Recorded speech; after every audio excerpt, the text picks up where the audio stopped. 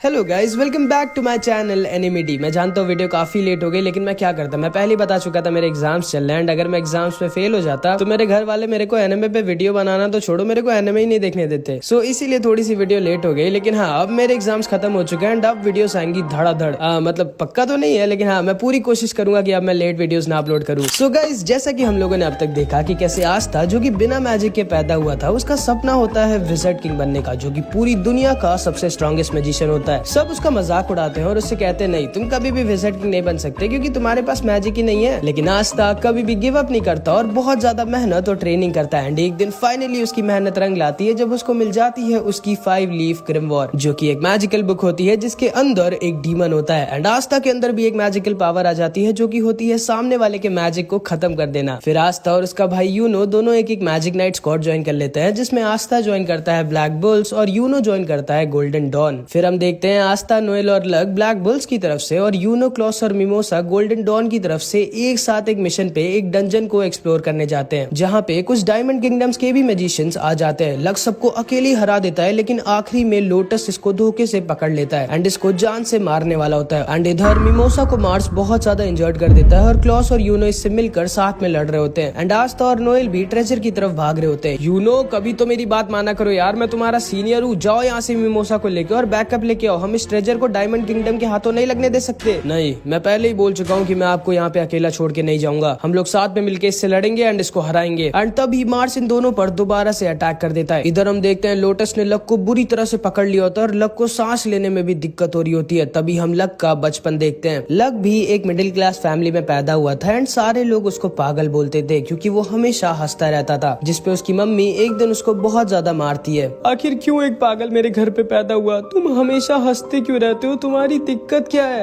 आखिर मेरी ही किस्मत इतनी खराब क्यों थी? एंड इन सबको सुनकर लक अंदर से बहुत ज्यादा दुखी हो जाता है, लेकिन वो फिर भी स्माइल कर रहा होता है। एंड फिर एक दिन लक एक नोबल फैमिली के बच्चे को फाइट में हरा देता है। किसी को भी यकीन नहीं होता कि लक, जो कि एक कॉमन फैमिली का है, उसने एक नोबल फैमिली के बच्चे को कैसे हरा दिया, क्योंकि लक ऐसा पहला कॉमनर था जिसने किसी नोबल फैमिली के बच्चे को हराया था। एंड जिंदगी में पहली बार उसकी मम्मी उसकी तारीफ करती है और उसे प्यार करती है। लक, तुम कोई नॉर्मल बच्चे नहीं हो, तुम स्पेशल हो और शायद तुम ही मेरी किस्मत को दोबारा से बदलोगे। याद रखना लक, इस दुनिया में हमारा कोई भी नहीं है। वादा करो कि तुम ऐसे ही लड़ते रहोगे और कभी नहीं हारोगे। वादा करो कि तुम तब तक नहीं हारोगे जब तक तुम मर नहीं जाते। वादा करो लक। एंड लक अपनी मम्मी से वादा कर देता है कि अब वो कभी भी नहीं हारेगा और बहुत लड़ाई कर कर बहुत स्ट्रांग बनेगा। एंड फिर एक दिन लक की मम्मी भी खत्म हो जाती है एंड सारे आसपास के लोग कह रहे होते हैं चलो अच्छा है, ये पागल औरत खत्म हो गई, उसके बच्चे को तो देखो, वो भी उसकी तरह पागल ही है। उसकी मम्मी खत्म हो गई लेकिन अभी भी वो हंस रहा है। सब लोग दूर रहना उससे, क्योंकि किसी को भी ये नहीं पता होता कि अंदर से लक कितना ज्यादा दुखी होता है। लेकिन कोई भी आगे बढ़कर लक की मदद करने नहीं आता। एंड लक उसी समय समझ जाता है कि उसकी मम्मी ने बिल्कुल सही कहा था, इस दुनिया में उसका कोई भी नहीं है, वो अकेला है। एंड लक उसी दिन डिसाइड करता है कि अब से सिर्फ वो वही करेगा जो उसकी मम्मी ने उससे कहा था, लड़ाई। और वो तब तक लड़ेगा जब तक वो मर नहीं जाता। एंड तब से आज तक लक एक भी बैटल में नहीं हारा है। एंड इसीलिए उसे लड़ना इतना ज्यादा पसंद है, क्योंकि वही एक चीज थी जिसके लिए उसकी मम्मी ने उसकी तारीफ की थी। लक लोटस के मैजिक की वजह से सांस भी नहीं ले पा रहा होता। ठीक है बच्चे, टाइम आ गया है तुम्हारा मरने का। नहीं, मैं हार नहीं सकता। मेरी मम्मी ने कहा था कभी हारना मत, लेकिन एक मिनट, उन्होंने ये भी तो कहा था कि मुझे तब तक नहीं हारना है जब तक मैं मर ना जाऊं, और मैं अब इसके मैजिक से बाहर नहीं निकल सकता। शायद अब मुझे मर ही जाना चाहिए। एंड लक गिव अप कर देता है और तैयार हो जाता है मरने के लिए। ठीक है बच्चे, अब सो जाओ हमेशा के लिए। लेकिन तभी वहाँ पर हमारा आस्था आ जाता है अपनी मैजिकल तलवार को लेके एंड लोटस के मैजिक को बीच से काट कर खत्म कर देता है एंड लक को बचा लेता है। हाँ, इस लड़के ने अपनी तलवार से मेरा मैजिक खत्म कर दिया, ये कैसा मैजिक है? आस्था लोटस से बोलता है, ओए तुम्हारी हिम्मत कैसे हुई मेरे सेनपाई को छूने की? एंड इधर यूनो भी मार्स के सामने अपनी ग्रिमवॉर निकाल लेता है एंड आस्था और यूनो दोनों तैयार हो जाते हैं एक बहुत ही खतरनाक बैटल लड़ने के लिए। लक को समझ में नहीं आ रहा होता कि आखिर आस्था ने उसे क्यों बचाया एंड वो अभी भी स्माइल कर रहा होता है। आखिर तुम्हारी दिक्कत क्या है बच्चे? तुम अभी भी हंस क्यों रहे हो? कहीं तुम्हें ये तो नहीं लग रहा कि तुम्हारे दोस्त तुम्हें बचा लेंगे? और अगर तुम्हें ऐसा लग रहा है तो ये तुम्हारी गलत फहमी है। लक आस्था और नोएल से कहता है है तुम दोनों यही रुको, मैं इसको अकेला मारूंगा। मेरी मम्मी ने मुझसे कहा था मेरे को तब तक लड़ना है जब तक मैं मर नहीं जाता। एंड लक लोटस के ऊपर दोबारा से अटैक कर देता है, लेकिन लोटस उसके अटैक को डॉज करके उसके ऊपर अटैक कर देता है। एंड लोटस का अटैक लक को लगने ही वाला होता है, लेकिन एक बार फिर से आस्था लक को बचा लेता है और आस्था लक से बोलता है नहीं, मैं आपको मरने नहीं दूंगा लक सेनपाई। लक सोचता है कि आखिर ये क्यों मुझे बचाना चाहता है, मैं आखिर हूँ क्या इसका। मेरी मम्मी ने तो कहा था कि इस दुनिया में मेरा कोई भी नहीं है। एंड तब आस्था लक से बोलता है माफ करना लक सेनपाई, लेकिन मैं आपको मरने नहीं दे सकता क्योंकि आप मेरी फैमिली का एक हिस्सा हैं। एंड उसी समय लक की आंखें खुल जाती हैं और वो समझ जाता है कि नहीं, अब वो अकेला नहीं है, उसके पास अब एक पूरी फैमिली है जो उससे प्यार करती है एंड उसको प्रोटेक्ट करती है। एंड लक आस्था से कहता है तुम शायद सही कह रहे हो आस्था, साथ में लड़ने में शायद ज्यादा मजा आएगा, चलो मिलकर हम लोग इसकी बैंड बजाते हैं। एंड आस्था, नोएल और लक तैयार हो जाते हैं लोटस को हराने के लिए। इधर हम देखते हैं यूनो अपनी पूरी जान लगाकर मार्स के साथ लड़ाई कर रहा होता है, लेकिन मैंने तो पहले ही बताया था कि मार्स बहुत ज्यादा स्ट्रांग है। यूनो को समझ में नहीं आ रहा होता कि आखिर वो कैसे मार्स को हराए। और इधर लोटस ने अपने मैजिक से इन तीनों को घेर लिया होता है। जैसे ही आस्था उसके मैजिक को काटता है, दोबारा से लोटस का मैजिक आकर उन लोगों को घेर लेता है। लक सोचता है कि आखिर हम लोग कैसे हराए इसको, इसके स्मोक के अंदर हम लोग इसको देख नहीं सकते और ये बहुत ज्यादा फास्ट है और ये हम लोगों को हमारी मैजिक पावर की वजह से सेंस कर पा रहा है और हम लोगों में सिर्फ मैं ही इसको सेंस कर पा रहा हूँ। लेकिन तभी लक को याद आता है कि अरे हाँ, आस्था के पास तो मैजिकल पावर है ही नहीं, तो लोटस आस्था को सेंस नहीं कर सकता। एंड लक इन दोनों से कहता है मेरे पास एक प्लान है। नोएल आस्था को अपने मैजिक से हवा में भेजती है एंड लक अपने मैजिक से लोटस पर अटैक करता है और लोटस को आस्था की तरफ जाने के लिए मजबूर कर देता है। एंड आस्था के पास तो मैजिक है ही नहीं, तो लोटस आस्था को सेंस नहीं कर पाता एंड इसीलिए आस्था उसके पास पहुंच जाता है एंड अपनी तलवार से लोटस के ऊपर अटैक कर देता है। एंड लोटस अपने स्मोक प्रिजन से निकलकर दूर जाकर गिर जाता है। एंड इधर हम देखते हैं यूनो की हालत बहुत ज्यादा खराब हो चुकी होती है। सामने से हटो मेरे, तुम सब मुझे नहीं हरा सकते। एंड लोटस इधर समझ जाता है कि नहीं, वो आस्था के रहते इन लोगों को नहीं हरा सकता। एंड तभी वो अपने मैजिक से एक स्मोक कार बनाकर वहाँ से भागने लगता है। भाई साहब, आखिर क्या क्या कर सकता है अपने मैजिक से। लक उसके पीछे भागता है, लेकिन लक को चकमा देके लोटस वहाँ से निकल जाता है। चलो अच्छा है वो भाग गया, अब हमें क्या करना चाहिए। यार वो भाग गया, मेरे को उसको जान से मारना था, लेकिन चलो कोई नहीं, चलो हम लोग मिलके अब ट्रेजर ढूंढते हैं। लेकिन तभी लक मार्स के मैजिक पावर को सेंस कर लेता है। एक मिनट, यहाँ पे अभी आसपास कोई और भी है जिसके पास बहुत ज्यादा स्ट्रॉन्ग मैजिकल पावर है, चलो हम लोग साथ में चलते हैं उसके साथ लड़ने और उसको हराने। एंड इधर हम देखते हैं मिमोसा बहुत ज्यादा हर्ट होती है और धीरे धीरे हील हो रही होती है और यूनो अपनी पूरी जान लगाकर मार्स के साथ लड़ाई कर रहा होता है। लेकिन मार्स बहुत ज्यादा स्ट्रांग होता है और उसकी और यूनो की फाइट में मार्स यूनो पर भारी पड़ रहा होता है। एंड देखकर लग भी नहीं रहा होता कि मार्स जरा सा भी थका हुआ है। क्लॉस समझ जाता है कि ये लड़का कोई नॉर्मल ह्यूमन नहीं है, ये वो है जिसके ऊपर डायमंड किंगडम ने एक एक्सपेरिमेंट कर इसको स्ट्रांग बनाया था, जिसमें इसके साथ और भी कई बच्चों पर एक्सपेरिमेंट किया गया था और उसके बाद उन सबको आपस में लड़ाया गया था। एंड आखिरी में सिर्फ एक बच्चा जिंदा बचा था जो कि था मार्स। क्लॉस को अंदर से बहुत बुरा भी लग रहा होता है क्योंकि एक नोबल फैमिली का होने के बाद भी यूनो जो कि एक कॉमनर है वो उसको प्रोटेक्ट कर रहा है। एंड क्लॉस गुस्से से अपनी पूरी जान लगाकर मार्स के ऊपर अटैक कर देता है, लेकिन मार्स अपने डायमंड शैडो क्लोन से खुद को बचा लेता है एंड वो क्लॉस के ऊपर अपने डायमंड क्लोन से अटैक कर देता है और यूनो के ऊपर अपनी डायमंड स्वॉर्ड से। यूनो बहुत ज्यादा इंजर्ड होता है, लेकिन किसी तरह वो अपने आप को बचा रहा होता है और बार बार मार्स के ऊपर अटैक कर रहा होता है, लेकिन मार्स को वो हिला भी नहीं पा रहा होता और मार्स को कुछ भी फर्क नहीं पड़ रहा होता यूनो के अटैक से। मार्स यूनो से बोलता है तुम्हें समझ में नहीं आ रहा क्या, तुम मुझे नहीं हरा सकते, गिव अप कर दो। एंड तभी यूनो को अपने पास्ट की याद आ जाती है जब वो और आस्था आपस में ट्रेनिंग किया करते थे। एंड तब यूनो अपने मैजिक से आस्था को आसानी से बार बार हरा दिया करता था। तुम्हें समझ में नहीं आ रहा क्या आस्था, तुम मुझे नहीं हरा सकते, गिव अप कर दो। नहीं, मैं कभी भी गिव अप नहीं करूंगा, ये फाइट तब तक नहीं खत्म होगी जब तक मैं जीत नहीं जाता। एंड आस्था की तरह यूनो भी गिव अप करने वाला नहीं था क्योंकि आखिरी में वो है तो उसका भाई ही। एंड वो फिर से मार्स के ऊपर अटैक करने लगता है एंड मार्स डिसाइड करता है कि अब वो इस फाइट को खत्म कर देगा एंड वो अपनी डायमंड स्वॉर्ड से यूनो के ऊपर एक फाइनल अटैक कर देता है। यूनो अपने मैजिक से उसके स्वॉर्ड को रोकने की कोशिश करता है, लेकिन उसकी स्वॉर्ड तो डायमंड की थी तो वो उसे रोक नहीं पाता और मार्स की स्वॉर्ड यूनो की तरफ आगे बढ़ जाती है। क्लॉस बोलता है नहीं यूनो,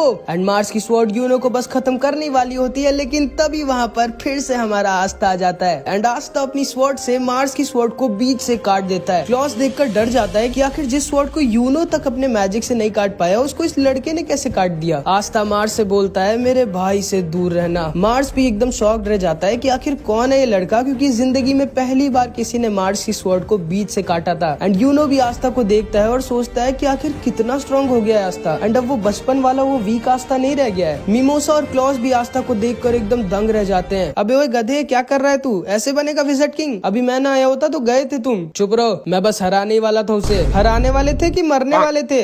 देख लेना, इसको तो मैं ही हराऊंगा। हराऊंगा। तो ठीक है चलो फिर आओ देख लेते हैं कि हम दोनों में से पहले इसको कौन हराता है। क्लॉस सोच रहा होता है कि आखिर ये कैसे हो सकता है, एक ब्लैक बुल्स का मेंबर, वो भी जिसके पास मैजिक नहीं है, वो सोच भी कैसे सकता है कि वो मार्स जैसे स्ट्रॉन्ग मैजिशियन को हरा सकता है। आखिर कौन है ये लड़का। एंड तभी मार्स का एक शैडो क्लोन क्लॉस के ऊपर अटैक करने वाला होता है, लेकिन तभी लक उससे आकर बचा लेता है और उसके क्लोन को एक ही बार में हरा देता है। हाँ, ये तो लक है जो आज तक एक भी बैटल नहीं हारा। यही है क्या वो तीसरा ब्लैक बुल्स का मेंबर जो आस्था और नोएल को अकेला छोड़कर भाग गया था? नहीं, ये भाग नहीं सकता, मुझे शायद कुछ गलत फहमी हुई थी। लेकिन ये क्या हो रहा है, ये कैसे हो रहा है? ब्लैक बुल्स जैसी बेकार स्क्वाड गोल्डन डॉन की मदद कैसे कर सकती है? एंड इधर नोएल भी मिमोसा से आके कहती है तुम ठीक तो हो ना? हाँ, मैं भी शायद तुम सही कह रही थी, मैं वीक हूँ। हाँ तुम वीक हो, लेकिन चिंता मत करो, मेरे रहते अब तुम्हें कोई यहाँ छू भी नहीं सकता। एंड इधर हम देखते हैं आस्था अकेले मार्स से भिड़ जाता है। एंड मार्स होता तो बहुत स्ट्रॉन्ग है, लेकिन आस्था के एंटी मैजिक के सामने वो थोड़ा सा कमजोर पड़ने लगता है। मार्स फिर से अपने ढेर सारे क्लोन्स बना देता है, लेकिन यूनो और लक उसके सारे क्लोन्स को संभाल लेते हैं। मार्स आस्था के ऊपर फिर से अपनी स्वॉर्ड से अटैक करता है, लेकिन आस्था की स्वॉर्ड के सामने उसकी स्वॉर्ड थोड़ी ना टिकेगी। एंड आस्था उसकी स्वॉर्ड को बीच से काट कर हवा में उड़ता है एंड मार्स के ऊपर अपनी स्वॉर्ड से अटैक कर देता है एंड उसको दूर फेंक देता है। एंड जिंदगी में पहली बार मार्स हार रहा होता है एंड मार्स जाकर बगल के पानी के अंदर गिर जाता है। सारे लोग आस्था की पावर को देखकर एकदम शॉक्ड रह जाते हैं, खास करके क्लॉस। आखिर ये लड़का जो कि एक कॉमनर है वो इतना स्ट्रॉन्ग कैसे है? ये क्या हो रहा है? क्या हुआ क्लॉस? अब तुम्हें पता चला आस्था कोई ऐसा वैसा लड़का नहीं है। आस्था के पास जो स्वॉर्ड है वो एंटी मैजिक स्वॉर्ड है, जिससे वो सामने वाले के मैजिक को खत्म कर सकता है। क्या इतनी रेयर मैजिकल पावर एक कॉमनर के पास? लगता है इस बच्चे की किस्मत बहुत अच्छी होगी। तुम्हें आस्था के बारे में पता नहीं है क्लॉस, इसीलिए तुम्हें लग रहा है कि आस्था अपनी किस्मत की वजह से स्ट्रॉन्ग है। लेकिन तभी मार्स अचानक से आस्था के ऊपर अपना स्ट्रॉन्गेस्ट अटैक यूज कर देता है, जिससे वो आस्था को बहुत ज्यादा इंजर्ड कर देता है। आखिर हो कौन तुम? आस्था बहुत ज्यादा इंजर्ड हो जाता है और उसके पूरे कपड़े फट गए होते हैं। एंड आस्था मार्स से बोलता है मेरा नाम है आस्था और मैं वो हूँ जो एक दिन बनेगा विज़र्ड किंग। एंड क्लॉस आस्था की बॉडी को देखकर एकदम डर जाता है। एक मिनट, ये बॉडी किस्मत से नहीं बन सकती, इस लड़के ने तो सच में बहुत ज्यादा मेहनत करी है। क्या ये सच में एक दिन विज़र्ड किंग बन जाएगा? एक कॉमनर? मेरे सामने से हट जाओ,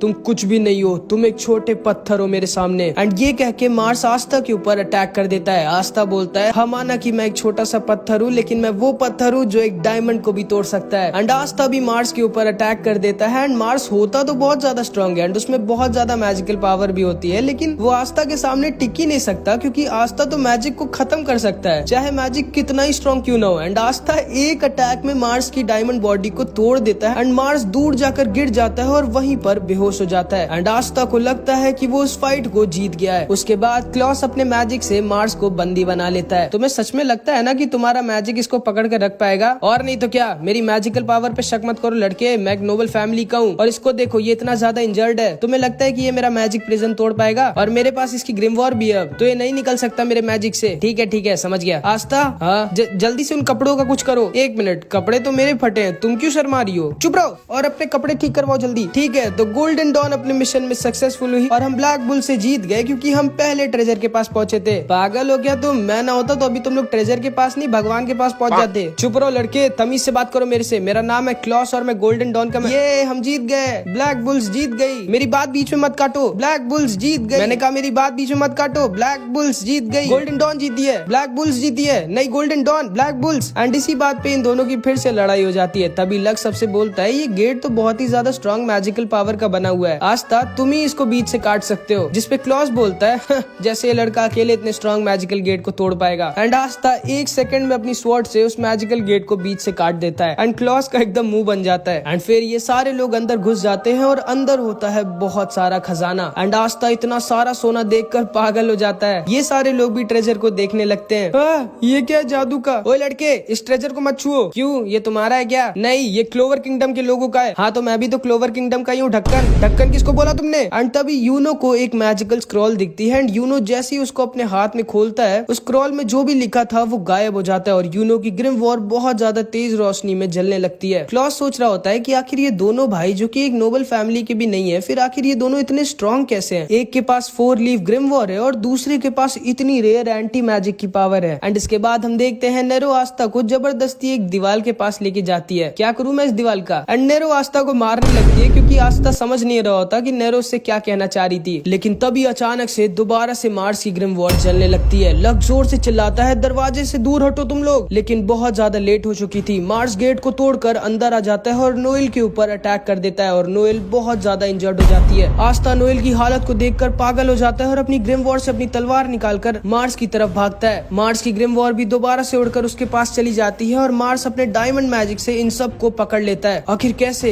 ये तो इतना ज्यादा इंजर्ड था, फिर ये होश में कैसे आ गया? एंड तभी क्लॉस देखकर शॉक्ड रह जाता है क्योंकि मार्स के पास फायर हीलिंग मैजिक होता है जिससे वो मिमोसा की तरह अपने आप को हील कर सकता था। नहीं, ये नहीं हो सकता, ये तो इम्पॉसिबल है। एक आदमी के पास एक ही मैजिकल पावर हो सकती है, फिर इसके पास दो मैजिकल पावर कैसे है? एंड आस्था बहुत ज्यादा गुस्से में मार्स की तरफ अपनी तलवार लेकर भागता है। मैं समझ चुका हूँ कि तुम्हारी मैजिकल पावर क्या है, तुम किसी के भी मैजिक को अपनी तलवार से खत्म कर सकते हो, लेकिन क्या तुम अपनी इतनी बड़ी तलवार से इन सारे सुपर फास्ट मैजिक अटैक्स को रोक सकते हो? एंड मार्स आस्था के ऊपर डायमंड ब्लेड से अटैक कर देता है। एंड क्योंकि आस्था की तलवार बहुत ज्यादा बड़ी होती है तो उसे अपनी तलवार से मार्स के सारे अटैक्स को रोकने में दिक्कत होती है। एंड तभी मार्स आस्था के ऊपर एक बहुत ज्यादा स्ट्रॉन्ग अटैक कर देता है। एंड आस्था उसी दीवार से जाकर टकरा जाता है जिसे नेरो उसे दिखा रही थी। एंड आस्था वहीं पर बेहोश हो जाता है। लक, यूनो और क्लॉस को मार्स अपने मैजिक से पकड़ लिया होता है जिससे वो निकल नहीं पा रहे होते। एंड मिमोसा नोएल को हील कर रही होती है और नोएल की हालत बहुत ज्यादा खराब होती है। एंड अगर उसको जल्दी हील नहीं किया गया तो नोएल खत्म हो जाएगी। एंड मार्स बोलता है, नहीं, मैं तुम्हारी दोस्त को तुम्हें बचाने नहीं दूंगा, तुम सब वीक हो, तुम सबको मैं मार डालूंगा। एंड मार्स मिमोसा और नोएल की तरफ आगे बढ़ता है उन्हें खत्म करने। अब आस्था तो बेहोश हो चुका था और ये तीनों भी हिल नहीं पा रहे होते। अब कौन नोएल को मार्स से बचाएगा ये हम नेक्स्ट पार्ट में देखेंगे। इस पार्ट में इतना ही। एंड नेक्स्ट पार्ट में तब अपलोड करूंगा जब इस वीडियो पे 300 कमेंट्स आ जाएंगे, तो कुछ भी कमेंट जरूर से कर देना। तुम चाहो तो मुझे इंस्टाग्राम पे फॉलो कर सकते हो, कमेंट्स में मैंने लिंक दे दी है। और हाँ, अगर तुमको ऐसी हिंदी एनिमे स्टोरीज देखना पसंद है तो हमारे चैनल एनिमेडी को जरूर से सब्सक्राइब कर देना। मिलते हैं अगली वीडियो में, बाय बाय।